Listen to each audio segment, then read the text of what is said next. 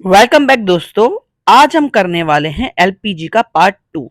Last class में हमने किया था एलपीजी के दो क्वेश्चंस। पहला था रीजन फॉर इकोनॉमिक रिफॉर्म्स, जिसके अंदर हमने विजय माल्या की कहानी पढ़ी थी, यानी कि किंगफिशर की कहानी। एंड दूसरा क्वेश्चन हमने किया था लिबरलाइजेशन का, जिसमें हमने दो रिफॉर्म्स पढ़े थे। एक था आरबीआई वाला, यानी कि फाइनेंशियल सेक्टर रिफॉर्म्स, और दूसरा पढ़ा था टैक्स रिफॉर्म, जिसमें हमने कहानी पढ़ी थी सिंपल आदमी की। डन। तो अब हम करने वाले हैं अगला क्वेश्चन, अगला मतलब रिफॉर्म्स, जिसका नाम था trade and investment policy reforms. Trade and investment policy reforms. इस क्वेश्चन को करने के लिए सबसे पहले ध्यान से देखते हैं, हमारे पास एक और कहानी है, क्या क्या सुधार आए थे, ध्यान से देखेंगे। ये आपको एक शिप दिख रही होगी, ध्यान से देखिएगा। ये शिप कहां पर खड़ी हुई है? ये शिप खड़ी हुई है इंडिया में। कहां खड़ी है? इंडिया में। आपको पता है अगर ये शिप इंडिया से बाहर जाएगी तो क्या कहलाएगा? एक्सपोर्ट।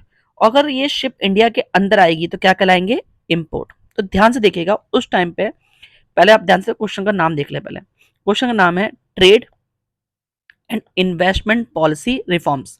ट्रेड मतलब व्यापार उस टाइम पे हमारा कैसा था, मतलब क्या क्या सुधार आए थे व्यापार के रिलेटेड।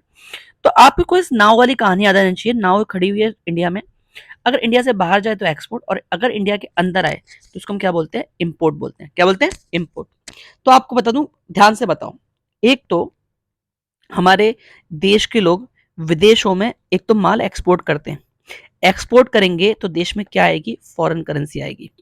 एक तो हमारे इतने प्यारे लोग हैं कि अपने देश के लिए देश का माल बाहर भेजते हैं, और देश में क्या लेके आते हैं? फॉरेन करेंसी लेके आते हैं। और पहले क्या होता था, हमारे उस एक्सपोर्ट पर भी लगती थी एक्सपोर्ट ड्यूटी। क्या लगती थी? Export duty. तो आप मुझे बताओ क्या सुधार आया होगा? हमारी एक्सपोर्ट ड्यूटी कम की होगी या खत्म की होगी? कम करेंगे तो भाई अल्टीमेटली कम भी क्यों करें? बिल्कुल, क्योंकि हम एक तो माल बाहर भेज रहे हैं, देश के लिए फॉरेन करेंसी ला रहे हैं, हम कम भी सहन नहीं करेंगे। हम चाहेंगे बिल्कुल खत्म हो जाए। इसलिए गवर्नमेंट ने क्या सुधार लाए थे? गवर्नमेंट ने बिल्कुल बिल्कुल क्या कर दिया था? रिमूव कर दिया था। क्या कर दिया था? Removal of export duty. Export duty बिल्कुल खत्म कर दी थी। एक तो हम विदेश में माल भेज रहे हैं और उल्टा हमारे ऊपर टैक्स, नहीं जी नहीं चलेगा, बिल्कुल एक्सपोर्ट ड्यूटी खत्म। चले। होता क्या था, इस सुधार से पहले हमारे देश में विदेश से अगर कोई माल मंगाते थे, यानी कि अगर इंपोर्ट करते थे, तो हमारे ऊपर इंपोर्ट ड्यूटी भी लगती थी। लेकिन सुधार के बाद गवर्नमेंट ने हमारे ऊपर क्या किया? हमारी वो जो इंपोर्ट ड्यूटी है वो क्या कर दी? क्या कर दी? खत्म नहीं, कम कर दी। क्या कर दी? ताकि हमारे देश के लोग विदेश से सस्ते में माल लेके अपने देश में माल बना सके और कंपटीशन कर सके। यानी कि इंपोर्ट ड्यूटी के केस में खत्म नहीं, कम कर दी गई, यानी कि रिडक्शन ऑफ इंपोर्ट ड्यूटी। सुन में आया क्या क्या व्यापार में हुआ? आपके दिमाग में ये पूरी शिप याद आ जाए। शिप बाहर जाए तो एक्सपोर्ट, अंदर आए तो इंपोर्ट। एक्सपोर्ट ड्यूटी बिल्कुल रिमूव कर दी थी और इंपोर्ट ड्यूटी बिल्कुल और रिड्यूस कर दी थी। आगे चलें। आपको बता दूं 1991 से पहले हमारे देश में हर चीज पर, यानी कि कुछ भी विदेश से मंगाओगे तो इंपोर्ट पे लगता था लाइसेंस। क्या लगता था? लाइसेंस। लेकिन जब से क्या हुआ? जब से 1991 की पॉलिसी आई, सारे इंपोर्ट चीजों पे क्या कर दिया? लाइसेंस हटा दिया। लेकिन आज भी अगर आप कोई खतरनाक चीज, ड्रग्स, मतलब अगर कोई दवाइयां मंगा रहे हो, कोई एक्सप्लोजिव मंगा रहे हो, कोई हैजार्डस केमिकल्स मंगा रहे हो, तो आपको लाइसेंस लेना पड़ेगा विदेश से कोई माल मंगाने में, वरना सारी चीजों से लाइसेंस हटा दिया गया। आप कोई भी सामान इंपोर्ट कर सकते हो। तो हमने 3 पॉइंट पढ़ लिए। तो एक तो एक्सपोर्ट ड्यूटी बिल्कुल रिमूव कर दी, इंपोर्ट ड्यूटी बिल्कुल रिड्यूस कर दी, और इंपोर्ट लाइसेंस में क्या दे दिया? रिलैक्सेशन। रिलैक्सेशन।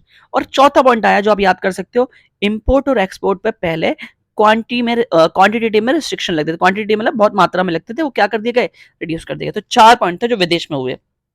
एक्सपोर्ट ड्यूटी बिल्कुल खत्म, इंपोर्ट ड्यूटी थोड़ी सी कम, इंपोर्ट लाइसेंस पर रिलैक्सेशन, और इंपोर्ट और एक्सपोर्ट पर जो क्वांटिटी में रिस्ट्रिक्शन लगते थे वो सारे क्या कर दिए? रिड्यूस कर दिए गए। यानी कि इंपोर्ट से 2 पॉइंट, एक्सपोर्ट से 1 पॉइंट, और दोनों से 1 पॉइंट। चलिए स्टार्ट करते हैं। सबसे पहले होता क्या है, बिफोर 1991, यानी कि 1991 से पहले many restriction were impose on import to protect domestic industry. हमने क्या कर रखा है, इंडिया वालों ने अपनी यहाँ की जो लोकल इंडस्ट्री जो इंडिया में होती थी उनको बचाने के चक्कर में विदेशों में बहुत सारे रिस्ट्रिक्शन लगा रखे थे कि विदेश से माल नहीं लोगे, विदेश में माल नहीं भेजोगे, ताकि हमारी जो यहाँ की लोकल इंडस्ट्री है ना वो बच रहा है। क्योंकि अगर विदेश की इंडस्ट्री हमारे देश में आ गई तो कंपटीशन तगड़ा हो जाएगा। इस चक्कर में हमने बहुत रिस्ट्रिक्शन लगा रखे ताकि हमारी डोमेस्टिक इंडस्ट्री सेव हो जाए। ओके। हाउएवर, यद्यपि this protection result reduce efficiency. इस प्रोटेक्शन से क्या हुआ, जो वहां की डोमेस्टिक हमारे यहाँ की लोकल इंडस्ट्री उनकी एफिशिएंसी क्या हो गई, डाउन हो गई। उन्हें पता है भाई कंपटीशन वाला तो कोई है ही नहीं, तो एफिशिएंसी क्या हो गई, डाउन हो गई। लैक ऑफ कॉम्पिटिशननेस, यानी कि कंपटीशन की भावना क्या हो गई, कम हो गई। And slow growth of domestic industry, domestic industry की ग्रोथ क्या हो गई, स्लो हो गई। टू ओवरकम दिस इशू, इन इशू से ओवरकम करने के लिए trade and policy, investment policy reforms आ गए, जिसमें हमने आपने देखा होगा भी क्या क्या हुआ, ठीक है, ताकि हमारा जो इंटरनेशनल कंपटीशन से क्या हो, हमारी डोमेस्टिक इंडस्ट्री कंपटीशन कर सके और देश में क्या हो, फॉरेन इन्वेस्टमेंट हो और देश में क्या बढ़े, टेक्नोलॉजी बढ़े। चलिए अब क्या क्या सुधार है आपको मैं पहले बता चुका हूँ। एक्सपोर्ट ड्यूटी बिल्कुल क्या कर दी गई, रिमूव, क्या कर दी गई, रिमूव, खत्म नहीं, मतलब कम नहीं, बिल्कुल खत्म। पढ़ना क्या लिखा है, export duty were abolish, abolish का मतलब होता है खत्म कर दी गई। To make Indian goods more competitive in international market, ताकि हमारा वहां का माल विदेश में जाके सस्ता हो जाए। जैसे पहले क्या होता था, अगर 100 रुपए का विदेश में माल भेजते थे तो 40 रुपए का टैक्स लगाया, तो विदेश में माल कितने का हो जाता था, 140 में, जिसकी वजह से हमारा माल महंगा हो जाता था विदेश में और कोई भी हमारा माल खरीदता नहीं था। तो हमारी गवर्नमेंट ने क्या किया, इस 40 को क्या कर दिया, बिल्कुल हटा दिया। अब हमारा माल विदेश में कितने का हो जाएगा, 100 का। क्या अब हमारा माल बाहर वाले मालों से कंपटीशन कर पाएगा या नहीं कर पाएगा। इससे क्या हुआ, किसको बढ़ावा मिलेगा, एक्सपोर्टर्स को, जिससे हमारे देश में फॉरेन करेंसी की अर्निंग में क्या होगा, फॉरेन करेंसी की अर्निंग क्या होगी, बढ़ेगी। डन, आगे चले। Reduction in import duty, import duty में क्या कर दिया गया, रिड्यूस कर दिया गया। रिड्यूस मतलब खत्म, खत्म नहीं करिए, बिल्कुल कम करिए। Done. Import duty was substantially lower, import duty को क्या करा गया, लोअर किया गया, ताकि डोमेस्टिक इंडस्ट्री को अलाउ किया जाए to import raw material at lower cost. आपको पता है विदेशों से सामान हमारे इंडिया के कंपैरिजन में सस्ता मिल जाता है, तो अब हमारे गवर्नमेंट ने क्या किया, इंपोर्ट ड्यूटी को कम कर दिया, ताकि हमारे यहाँ के लोग विदेश में जाके रॉ मटेरियल सस्ते दाम पे कर पाए, जिससे इनकी क्या इंप्रूव हो पाए, एफिशिएंसी, और देश में कॉम्पिटिटिवनेस की भावना बढ़े। डन। अगला क्या था, इंपोर्ट लाइसेंस में क्या दे दिया गया, रिलैक्सेशन। रिलैक्सेशन का मतलब बहुत सारी छूट दे दी गई। क्या क्या, पहले ध्यान से देखना। The complex system of import licensing के बाद रिमूव, मतलब लाइसेंस सब कुछ नहीं लेना, लेकिन हजार्डस एंड इन्वायरमेंटली सेंसिटिव, अगर आपने कोई इन्वायरमेंटल को सेंसिटिव गुड्स है जो इन्वायरमेंट को इफेक्ट कर सकता है, या कोई खतरनाक वो है कुछ है, तो आपको लाइसेंस लेना है, वरना विदेश से मंगाते टाइम कुछ भी लाइसेंस लेने की जरूरत नहीं है। चले अगला।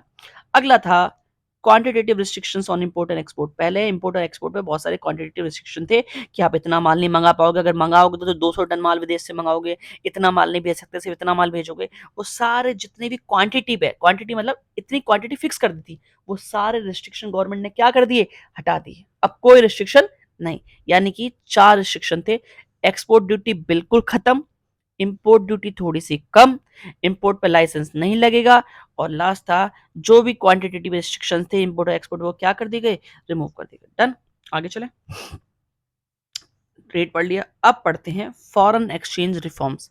फॉरेन करेंसी के अंदर क्या क्या सुधार आए थे, 2 सुधार थे। क्या थे, 2 सुधार। पहले सुन लेते हैं, एक मिनट, इनको याद करने का एक बार तरीका बता देता हूं मैं आपको। पहला था डिवैल्यूएशन ऑफ रुपीस, और दूसरा था मार्केट बेस्ड एक्सचेंज रेट। ध्यान सुनिएगा हुआ क्या, पहले जरा हम इसको इंग्लिश लैंग्वेज में पढ़ लेते हैं। सरकार ने जानबूझकर इंडियन रुपीस की वैल्यू को फॉरेन करेंसी के कंपैरिजन में कम कर दिया। इसका मतलब मैं आपको समझा देता हूँ, ध्यान से देखिएगा। अगर डिटेल में पढ़ना है तो आप इसको मेरे फॉरेन एक्सचेंज रेट के लेक्चर में देख सकते हैं, आपको डिटेल में समझ में आएगा कि होता क्या है। बाकी मैं आपको समझाता हूँ। $1 का रेट है 70 रुपए, यानी कि अगर आपको $1 चाहिए तो 70 रुपए देने पड़ेंगे और आपको $1 मिल जाएगा।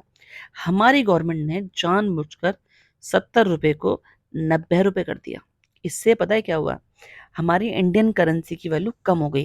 कम क्यों हो गई, ध्यान सुनिएगा। आपको लग रहा होगा बढ़ गई, नहीं बढ़ नहीं गई, कम हो गई। कैसे, पहले अगर आपको डॉलर लेना था अमेरिका का तो आपको 70 रुपए खर्च करने पड़े थे अपने देश के, लेकिन अगर आपको अब $1 चाहिए तो अब आपको अपने देश के कितने रुपए खर्च करने पड़ेंगे, 90। यानी कि ऐसे एग्जाम्पल समझाऊं, पहले जमाने में 2 रुपए के 6 गोलगप्पे मिलते थे और आज 10 के 3 मिलते हैं, यानी कि पैसे की वैल्यू क्या हो गई है, कम हो गई है। यानी कि आज जो वैल्यू पहले 2 रुपए की होती थी, आज वो 10 रुपए की भी नहीं रही। यानी कि 70, $1 कितने मिल रहा था, 70 में, अब क्या हो गया, 90 में। गवर्नमेंट ने जानबूझकर अपनी रुपीस की वैल्यू को गिराया, और पता है क्यों गिराया, आप मुझे बताओ। हमें तो बुरा लग रहा है ये रेट देख के, बट क्या फॉरेनर खुश हो जाएंगे? क्या हमारे इंडिया में इस रेट को देख के विदेश में आना स्टार्ट करेंगे? देखो ध्यान से देखो, पहले इंडिया में $1 में 70 रुपए का सामान मिलता था, अब कितने का मिलेगा? 90 रुपए का। क्या फॉरेनर्स हमारे इंडिया में आना स्टार्ट करेंगे? और जब आएंगे तो देश में फॉरेन करेंसी बढ़ जाएगी, और फॉरेन करेंसी बढ़ जाएगी तो आपको पता है हमारे देश का एक अकाउंट सुधर जाएगा, जिसको बोलते हैं balance of payment. Balance of payment आपको मैंने बताया था, बैलेंस ऑफ पेमेंट एक अकाउंट होता है जिसमें फॉरेन करेंसी का आना और जाना रिकॉर्ड होता है। आजादी मतलब 1991 से पहले हमारे देश में जो बैलेंस ऑफ पेमेंट अकाउंट था वो डेफिसिट था। डेफिसिट मतलब नुकसान था, फॉरेन करेंसी आती कम थी, जाती ज्यादा थी। तो गवर्नमेंट ने जानबूझ के क्या करा, गिरा दिया, जिसकी वजह से फॉरेनर अट्रैक्ट हुए, हमारे इंडिया में आए, और हमारे इंडिया में फॉरेन करेंसी का जो वैल्यू थी, मतलब पैसे थे, वो बढ़ गए। चले आगे। अगला था market based exchange rate. Market based exchange rate, अब ध्यान से पढ़ते हैं क्या लिखा हुआ है, इंग्लिश में पढ़ते हैं। अब सरकार रुपीस की वैल्यू को कंट्रोल नहीं करती। पहले सरकार रुपीस की वैल्यू को इंटरफेयर करती थी, कंट्रोल करती थी, लेकिन अब रुपीस की वैल्यू मार्केट के डिमांड और सप्लाई पर डिपेंड करती है। जैसे कि आपको पता होगा, आप गूगल पर चेक करोगे डॉलर का रेट, तो आपको रुपीस के कंपेरिजन में मिल जाएगा, यानी गवर्नमेंट का बीच में इंटरफेयर नहीं रहा। अब समस्या आती है, सर 2 पॉइंट है, याद तो हो ही जाएंगे, बट मैं आपको कोशिश करता हूँ जिससे आपको याद हो जाए। देखो जी, एक लड़के की कहानी सुनाता हूँ मैं आपको, जिसका नाम था, ध्यान से देखिएगा,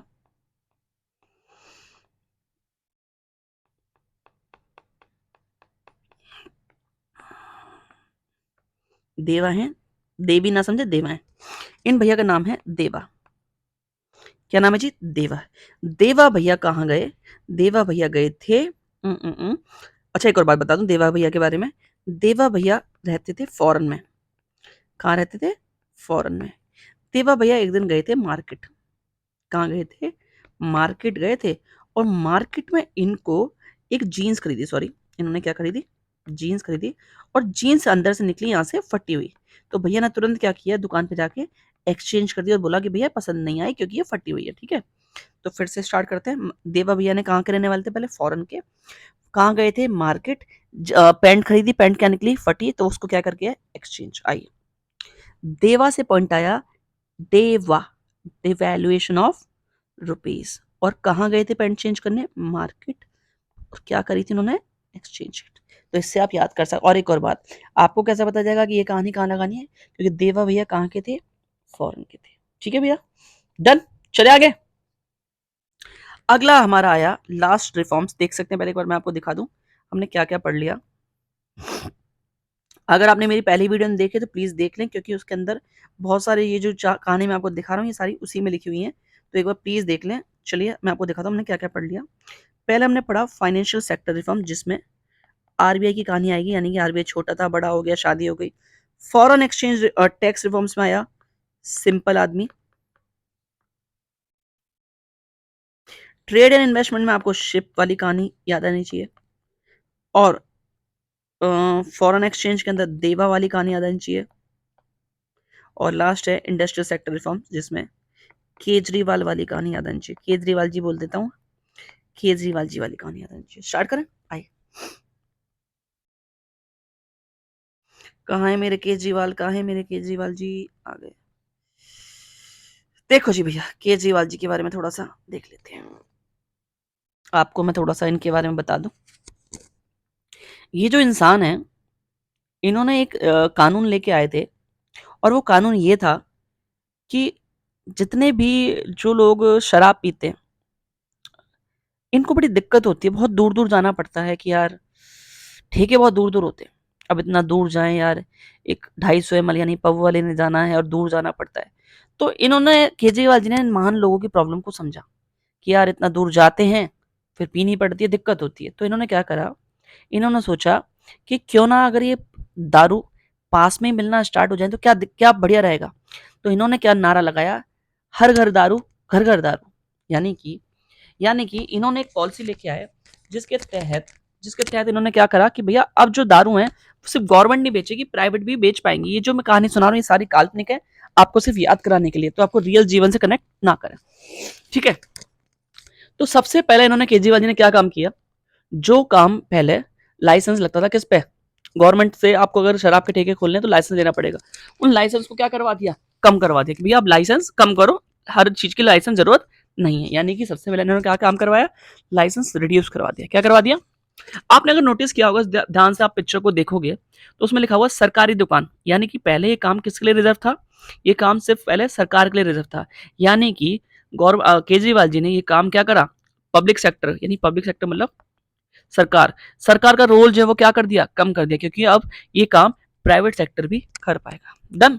यानी कि एक तरह से उन्होंने क्या कर दिया, डी रिजर्व, डी रिजर्व मतलब वो जो काम पहले किसके लिए रिजर्व था, गवर्नमेंट के लिए, अब वो क्या कर दिया, डी, डी मतलब हटा दिया। और केजरीवाल जी ने एक अच्छा काम और किया, उसकी एमआरपी फिक्स कर दी। कई लोग क्या करते थे, 25 रुपए का पौवा 40 में बेच देते थे, नहीं, उन्होंने कहा ना भैया ना, बड़ी दिक्कत होती है, 30 रुपए का ही फिक्स कर दिया। डन। आइए स्टार्ट करते हैं। यानी सबसे पहले क्या काम किया, लाइसेंस कम किया, पब्लिक सेक्टर का रोल कम किया, डी रिजर्वेशन कर दिया और एमआरपी फिक्स कर दिया। आइए स्टार्ट करते हैं। सबसे पहला पॉइंट है reduction in industrial licensing. License को गवर्नमेंट ने क्या किया, क्या किया, पहले फिर से बता दूं, हम पढ़ने वाले हैं इंडस्ट्रियल सेक्टर रिफॉर्म्स कि इंडस्ट्री में क्या क्या सुधार लेके आई थी गवर्नमेंट। पहला सुधार था रिडक्शन इन इंडस्ट्रियल लाइसेंसिंग। मैं भी आपको, ये मेरा आपके सामने ये इंग्लिश वर्जन है, मैं भी आपको इंग्लिश वर्जन से पढ़ाऊं जिससे आपको इजीली समझ में आ जाए।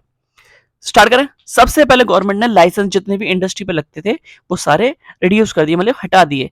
हटा, रिमूव शब्द क्यों नहीं बोल सकता, बिकॉज आज भी कुछ इंडस्ट्रीज पर लाइसेंस है, बाकी सब पे से लाइसेंस हट चुके हैं। आपको बताया होगा मैंने चैप्टर में पढ़ाते टाइम, प्राइवेट सेक्टर पे पहले बहुत तरह के रिस्ट्रिक्शन थे, लाइसेंस लेना पड़ता था, लेकिन अब क्या करा गवर्नमेंट ने, सारे लाइसेंस हटा दिए। आइए स्टार्ट करते हैं। पहले नए बिजनेस स्टार्ट करने या पुराने को एक्सपेंड करने के लिए गवर्नमेंट से क्या लेना पड़ता था, लाइसेंस। क्या लेना पड़ता था, लेकिन अब वो लाइसेंस हट गए। लेकिन आज भी 5 ऐसी इंडस्ट्री हैं जिस पर लाइसेंस लगते हैं।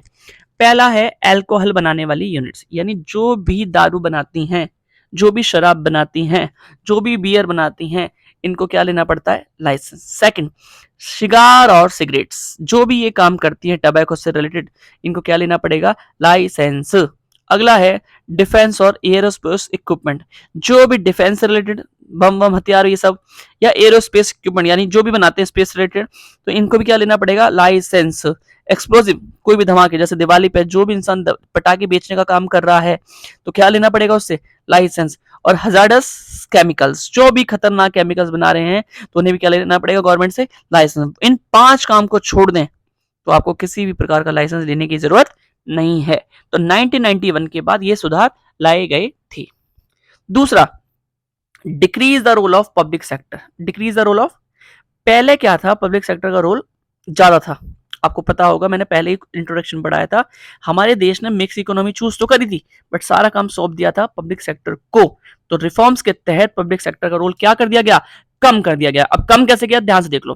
पहले कई इंडस्ट्री सिर्फ गवर्नमेंट के लिए रिजर्व थी और इनकी संख्या कितनी थी, 17। यानी 17 ऐसे काम थे जो रिजर्व थे, गवर्नमेंट ही करेगी। लेकिन फिर उसके बाद 8 कर दिया गया और आज 10-11 में कितनी थी, 3। यानी कि गवर्नमेंट को कुछ कामों का डर है कि प्राइवेट सेक्टर नहीं करेगी। यानी क्या है गवर्नमेंट को, डर कि भैया ये काम तो सिर्फ पब्लिक ही कर सकती है, यानी गवर्नमेंट ही कर सकती है। अब डर कौन सा हो गया, डर का मतलब हो गया, डी से हुआ डिफेंस इक्विपमेंट, ए से हुआ एटॉमिक एनर्जी और आर से हुआ रेलवे। ये काम आज भी गवर्नमेंट ने अपने पास कर रखे हैं, ये काम में प्राइवेट आदमी हाथ नहीं बटा सकता। ये काम सिर्फ किसके लिए है, गवर्नमेंट के लिए है।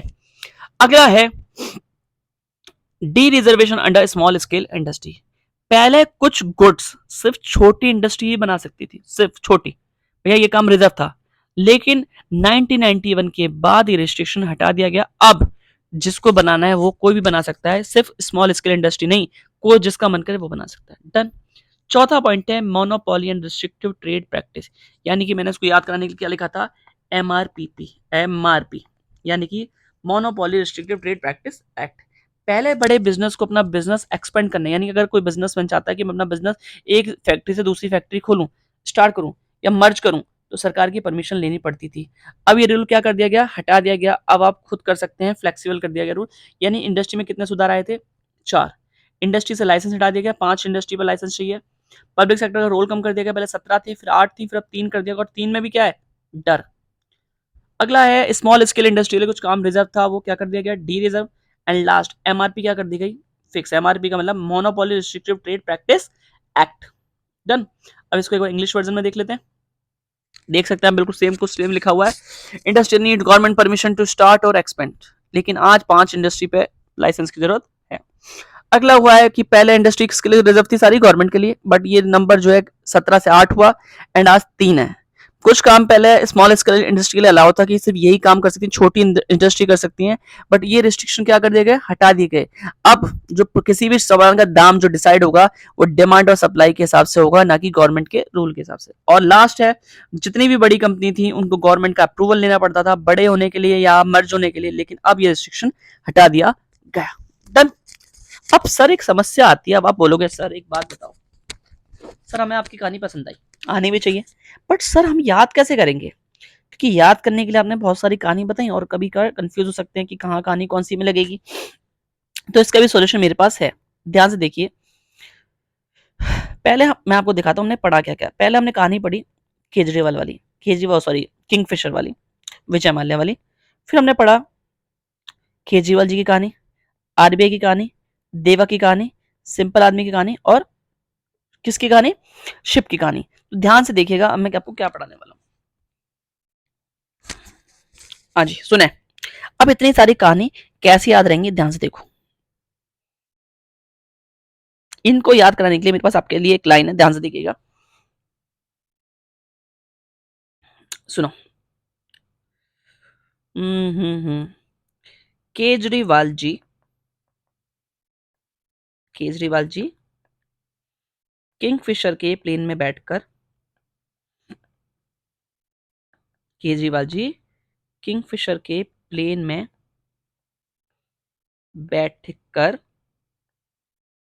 केजरीवाल जी समझ में आया कौन सा क्वेश्चन, किंगफिशर से समझ में आ गया। प्लेन में बैठकर किससे मिलने गए, बैठकर कहाँ मिलने गए, बैठकर मिलने गए उससे, क्या नाम है उसका, सिंपल आदमी से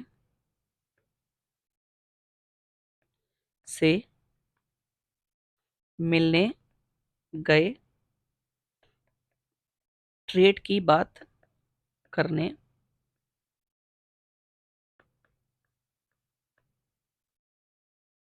जहां पर उन्हें एक लड़का मिला जिसका नाम देवा था, वो आरबीआई में काम करता था।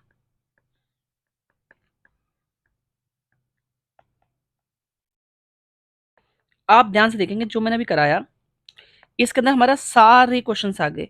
केजरीवाल जी से इंडस्ट्रियल सेक्टर रिफॉर्म्स, इसमें आपको केजरीवाल जी कहानी, किंगफिशर में रीजन फॉर इकोनॉमिक रिफॉर्म्स,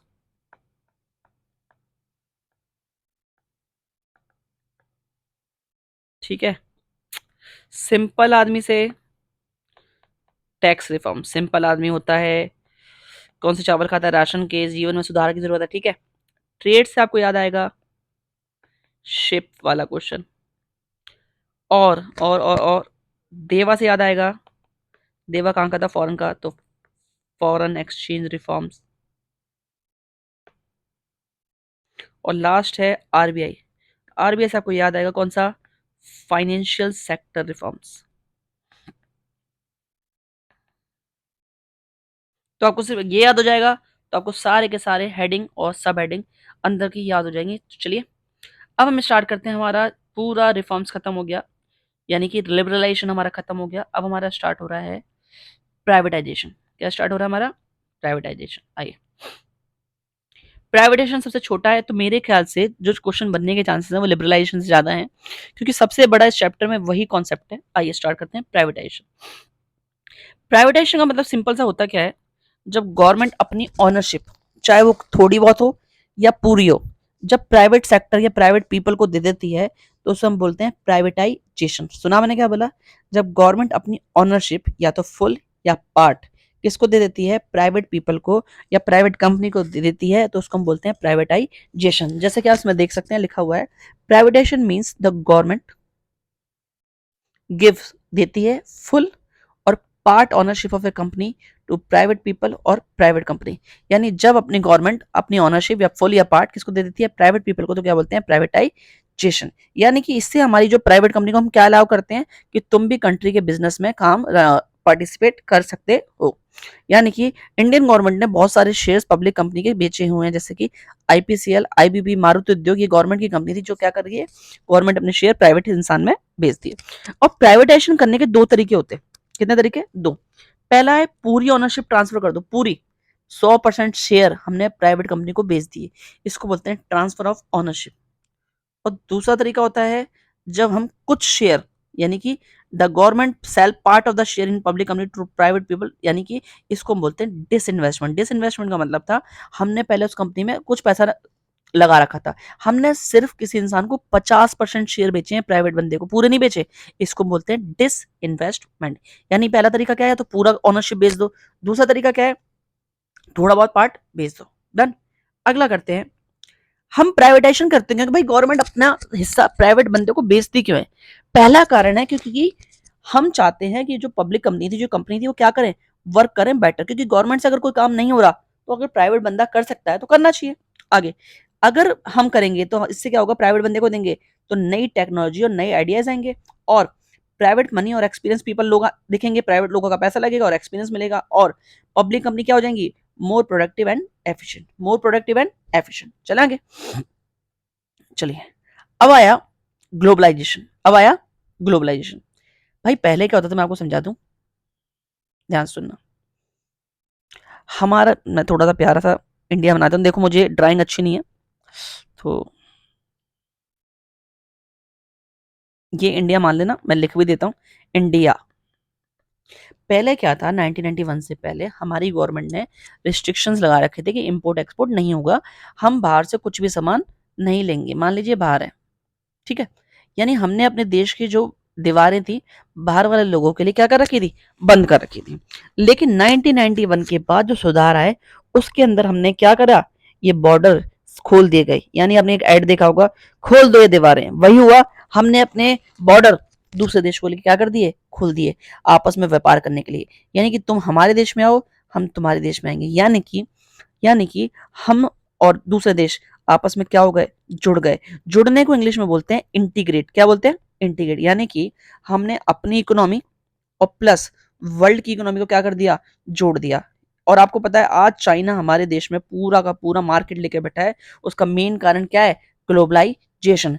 फायदा वैसे चाइना को हुआ लेकिन फायदा हमें भी हुआ क्योंकि हमारे देश में फॉरेन करेंसी की इन्वेस्टमेंट आई। तो ग्लोबलाइजेशन का सिंपल सा मतलब है जब हम अपनी कंट्री की इकोनॉमी को कनेक्ट करते हैं किसके साथ में, वर्ल्ड की इकोनॉमी के साथ में कनेक्ट कर लेते हैं, तो उसको बोलते हैं ग्लोबलाइजेशन। यानी कि हमने क्या करा, जितने भी रिस्ट्रिक्शन थे, जितने भी बैरियर थे, जितनी भी रुकावटें थी विदेश के साथ व्यापार करने में, वो सारी क्या कर दी गई, हटा दी गई। और सिंपल सा हमने बोला भैया विदेश वालों आ जाओ, अब आपके लिए हमने क्या कर दिया, आराम से हमारे देश में आओ, फ्रीली काम करो, कोई दिक्कत नहीं होगी। आप ध्यान से देखिए, ग्लोबलाइज करने के लिए, यानी कि हमने ग्लोबलाइजेशन करने के लिए गवर्नमेंट ने क्या क्या स्टेप्स उठाए, ध्यान से देखिए क्या क्या स्टेप्स उठाए। पहला स्टेप्स था, कस्टम ड्यूटी कर दी गई 250% से 10%। कितने से, 250%। यानी कि आपको पता है पहले क्या होता था, हमारी गवर्नमेंट चाहती कि हम विदेश से कुछ भी सामान ना खरीदें, तो उसने हमारे ऊपर 250% टैक्स। अगर मैं आपको समझाऊं तो आपके आत्मा कांप जाएंगी। यानी कि अगर कोई बंदा 1 लाख रुपए का सामान 1 लाख रुपए का सामान विदेश से मंगाता था तो उस पर 2.5 लाख रुपए का तो टैक्स लगा देते थे। क्या लगा देते थे, टैक्स। यानी कि कोई 1 लाख की चीज इंडिया में आने के बाद कितने की हो जाती थी, 3.5 लाख की। तो इसके चक्कर में क्या होता था, कोई भी विदेश से माल, कोई इंडिया का बंदा विदेश से माल नहीं खरीदता था। अब एक बात बताओ, जब हम विदेश से माल नहीं खरीदेंगे तो क्या कोई इंसान बाहर वाला हमारे देश से माल खरीदेगा, नहीं।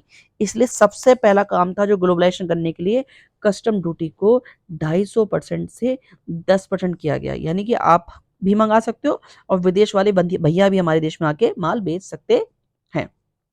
चलें, एक एग्जिम पॉलिसी तैयार करिए। ईएक्स का मतलब एक्सपोर्ट और आईएम का मतलब इंपोर्ट। एग्जिम पॉलिसी थी 1992 से स्टार्ट हुई थी 1997 में, बिकॉज ये पॉलिसी 1991 में आई थी। तो एग्जिम पॉलिसी कितने के लिए बनाई गई, 92 से 97। यानी दो काम किए गए, कौन कौन से, कस्टम ड्यूटी क्या करी गई, कम की गई 250% से 10%, और दूसरा एग्जिम पॉलिसी 5 साल के लिए इंट्रोड्यूस की गई। चले, no permission needed for bringing foreign technology in most industry. यानी कि अगर आप कोई भी इंडस्ट्री फॉरेन टेक्नोलॉजी को लेके आती है तो उसे कोई भी परमिशन लेने की गवर्नमेंट से जरूरत नहीं है। Foreign investor now invest up to 50% in India company, यानी कि कोई भी बाहर का बंदा हमारी इंडियन कंपनी में 51% तक इन्वेस्ट कर सकता है बिना गवर्नमेंट के अप्रूवल के, यानी गवर्नमेंट से आपको पूछना भी नहीं है। The rupees was made fully convertible. आप मुझे बताओ, विदेशी लोगों को हम विदेश देश में बुला रहे हैं व्यापार करने के लिए, तो हमें क्या करना पड़ेगा, अपने रुपीज को कन्वर्ट कराना ही पड़ेगा, क्योंकि अगर हम रुपीज को कन्वर्ट नहीं कराएंगे तो हम विदेशों से माल कैसे खरीदेंगे और विदेशी हमारे देश में आके माल कैसे, पैसे कैसे लगाएगा। यानी हमने रुपीज को क्या कर दिया गया, कन्वर्टिबल। आगे चलें। The new economic policy allow foreign company to invest in India easily. New economic policy से हमने फॉरेन कंपनी को इन्वेस्ट करने के लिए इजीली बोल दिया, भैया आओ, और आपको कुछ भी प्रोसीजर, कोई भी परमिशन लेने की जरूरत नहीं है, सीधे आओ इंडिया में आप इन्वेस्ट कर सकते हो, ताकि विदेशी लोग आए और हमारे देश में फॉरेन करेंसी का रिजर्व बढ़ सके। डन। अगला है ग्लोबलाइजेशन के पॉजिटिव इफेक्ट्स और नेगेटिव इफेक्ट्स क्या पड़े।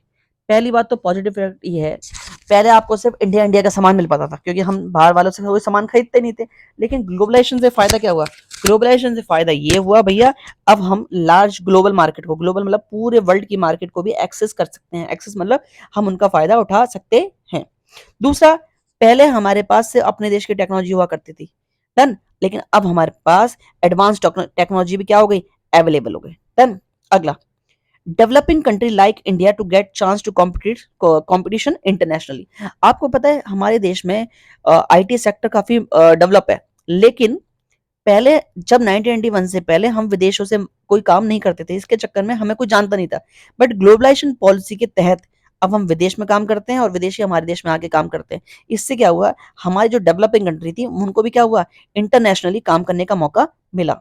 अगला है skill people can earn more money by working in global company. पहले क्या था कि हमारे यहाँ के जो स्किल्ड थे, काबिल लोग थे, इंडिया में अपॉर्चुनिटी ना होने के कारण क्या था कि हमें इंडिया में ही काम करना पड़ता था कम पैसों में भी, लेकिन अब स्किल्ड लोग क्या है, जब से ये ग्लोबलाइजेशन हुआ अब वो भी बाहर जा सकते हैं, आराम से ज्यादा पैसे कमा सकते हैं।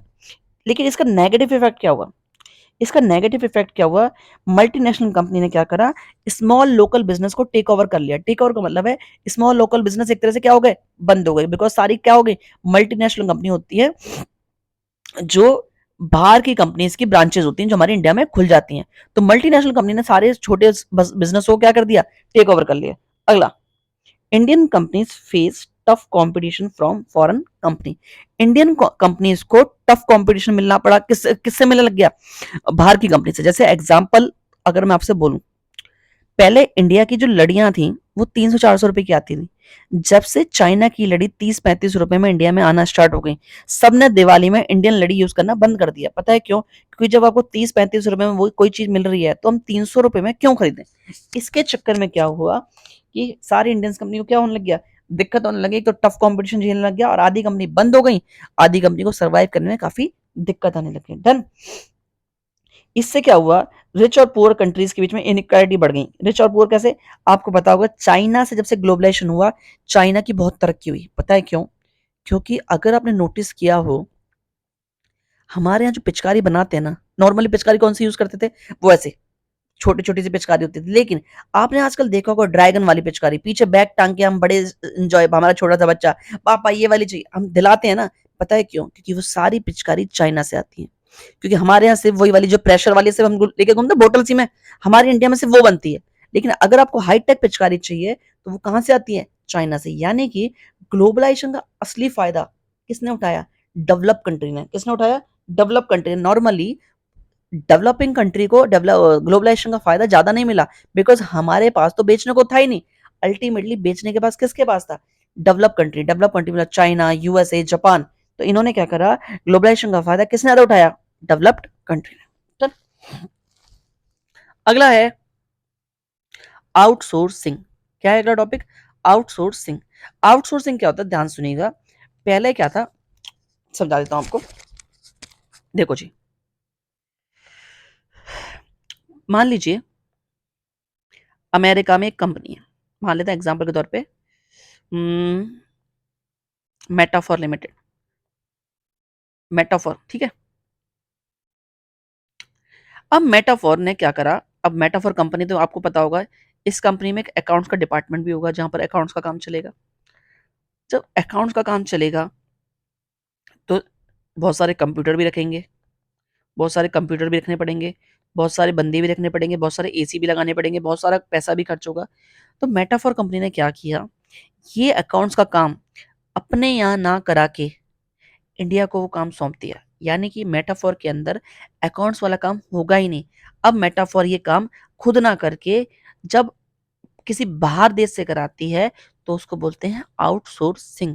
यानी कि जब पढ़ो जरा एक बार ध्यान से, giving business work to companies और पीपल इन अदर कंट्री, जब हम अपने बिजनेस का काम किसी कंपनी को या किसी बंदों को देते हैं दूसरे देशों की, तो उसको बोलते हैं आउटसोर्सिंग। लेकिन पहले ये काम कहाँ चलता था, मेटाफोर में खुद के कंपनी में चलता था। लेकिन अब क्या हुआ, मेटाफोर ये काम खुद ना करके क्या करती है, किसी और को दे देती है। इसको हम क्या बोलते हैं, आउटसोर्सिंग। क्या बोलते हैं, आउटसोर्सिंग। आपको एक बात और बता दूं, अगर आपने लैपटॉप चलाते हैं तो आपने नोटिस किया होगा, हम कभी भी लैपटॉप में कोई खराबी आती है तो हम कस्टमर केयर पे फोन करते हैं। जब हम कस्टमर केयर पे फोन करते हैं तो आपने देखा होगा, यहाँ पर मैंने नॉर्मली देखा कि साउथ के अंदर लोकेशन होती है, हम फोन कर रहे हैं डेल वाले को, लोकेशन कहीं और की है। यानी कि हमने ये जो काम है किसी और को सौंप रखा है। क्या कर रखा है, आपने देखा होगा डेल कंपनी बाहर की है, तो उसने ये काम क्या कर रखा है, कस्टमर केयर का किसी और को सौंप रखा है। तो इसी को बोलते हैं आउटसोर्सिंग। यानी कि सिंपल सा किसी को काम देना, किसी दूसरे देश के बंदे को, जो काम पहले हम खुद करते थे उसको बोलते हैं आउटसोर्सिंग। डन। आगे चलते हैं। पहला है, दूसरा क्वेश्चन है, why outsourcing is growing. Why outsourcing is growing. Outsourcing आज के टाइम में इतना ग्रो क्यों कर रहा है। पहला है, because of fast and cheap communication tools. आज की डेट में इंटरनेट और मोबाइल इतना सस्ता हो चुका है कि हम 2 मिनट में अपना डाटा किसी के साथ भी शेयर कर सकते हैं, इसलिए आउटसोर्सिंग वाला काम बड़े आराम से हो सकता है। दूसरा कारण, information can be sent easily in text, voice and video form. Information easily text के फॉर्म में, वॉइस के फॉर्म में और वीडियो के फॉर्म में 2 मिनट में एक देश से दूसरे देश में ट्रांसफर हो सकती है, इसलिए भी मैं आउटसोर्सिंग। आप मुझे बताओ, अगर कोई कोई भी इंफॉर्मेशन अगर मैं अमेरिका से वहां भेजनी हो, क्या 2 से तीसरा सेकंड लगेगा, क्योंकि हम फोटो खींचेंगे तुरंत भेज देंगे। यानी कि इंफॉर्मेशन आज के डेट में 2 मिनट में शेयर हो सकती है, इसलिए हम आउटसोर्सिंग वाला काम करते हैं। तीसरा पॉइंट है, work can be done and share in real time across the world. इससे क्या होता है, वर्क आराम से हो जाता है और पूरे वर्ल्ड में आराम से शेयर भी हो जाता है। यानी कि समझाया, आउटसोर्सिंग ग्रो क्या कर रही है, बिकॉज एक तो चीप कम्युनिकेशन हमारे पास अवेलेबल है, इंटरनेट। दूसरा, इंफॉर्मेशन आराम से सेंड हो जाती है और वर्क जो है तेजी से हो पाता है।